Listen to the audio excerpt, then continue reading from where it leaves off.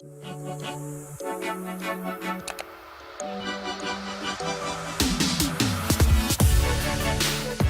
guys, welcome back to my channel. Today I'm making an impromptu video. I don't know why, but I had the pull to make this today. This is the 8 things I wish I would have known as a new esthetician. I don't really want to jump around in this video. I did write notes in my phone so that I could keep track. But we're gonna go ahead and just jump right into this video. The first one is to know your why. So why are you wanting to go to school? Is it because you want to learn a specific part of being an esthetician? Do you want to make people feel good about themselves?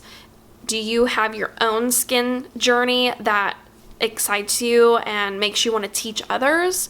Those are some things that could be your why. It's a lot of money to go to esthetician school, so you need to know exactly why you want to do it. My reason was I wanted to expand my knowledge. I had been a makeup artist for about 2 or 3 years prior to going to esthetician school. I really didn't know that there was even a skincare job that you could have. When I found that out, I was super pumped. The second one is there is a lot more to learn after esthetician school.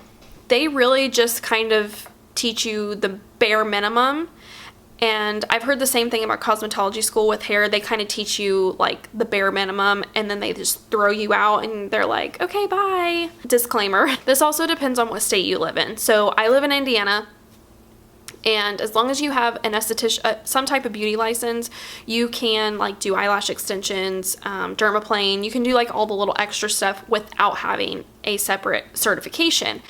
But if you live in a different state that does require you to have all of that, cha-ching, it's going to cost you a lot more money.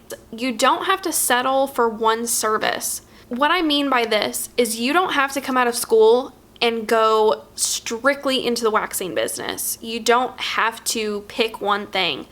If you want to work at a day spa where they offer many different types of services, you can totally do that. I would tell you that if you come out of school wanting to do one specific thing, that's fine, but I think it will definitely broaden your knowledge if you go somewhere that offers so much more, because A, it gets you out of your comfort zone, and you start to learn how to do things a lot better because you're learning from multiple people. Get yourself familiar with the sanitation process. I cannot say this enough how important this is. Learning how to properly disinfect your implements and also knowing what is disposable and what not to reuse is key to not spreading diseases and also not giving people infections, which then will possibly get you a lawsuit. The spa could be closed down, you could lose your job, or you could lose your license, or all of the above. But make sure that you familiarize yourself with that, and you really need to, because that is half of your state board exam, is knowing the cleaning process for being an esthetician. The next thing is not everyone wants the best for you. This is just a fact of life. I've heard a lot of horror stories about people getting jobs in spas and their coworkers are shit. You need to focus in on your why and know what's best for yourself, which takes me into the next one, which is trying not to burn bridges. I definitely don't want you to take this advice as being fake, because that's not what it is at all. You don't want to burn every bridge you come in contact with, because eventually down the road, if you decide that you want to be, let's say, a skincare rep, Karen over here that made you mad 2 jobs ago because she was being a Karen, and you went off on her, now you just burnt your bridge to getting that contact. Everybody can have a disagreement now and then. It's just you have to be civil about it, and you have to be respectful about it. Non-competes. I want you to really hear me out on this. Basically what a non-compete is, it is a contract that you sign with the place of work that states you will not work within a certain area of their spa salon for this amount of time doing this particular service. If you do and you get caught, you can be fined or you can lose your license, all because you signed this paper that you didn't have to sign. From a business aspect, it totally makes sense, because what they're doing is, by getting their employees to sign a non-compete contract, they are ensuring that they are not going to lose clientele. If you quit and you text all of your clients and say, hey, I'm working next door now on my own, come see me, this business has just lost 50 of their clients. Morally, that is not right, but people do that every single day.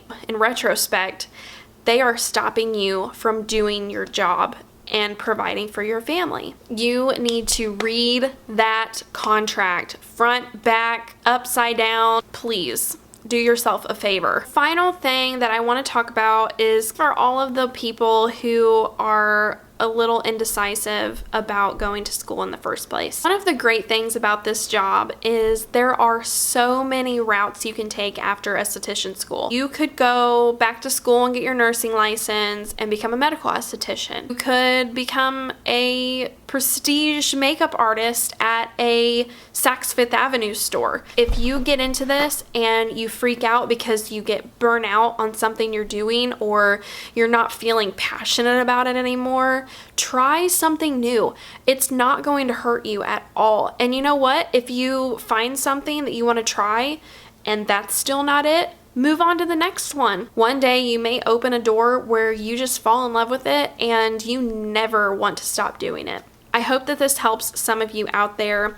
I wish you the absolute best in beauty school, and if you like this video, please give it a thumbs up. If you want to see more of my content, go ahead and hit the subscribe button. I'd love to have you guys join my channel, and until next time, I will see you guys in my next video.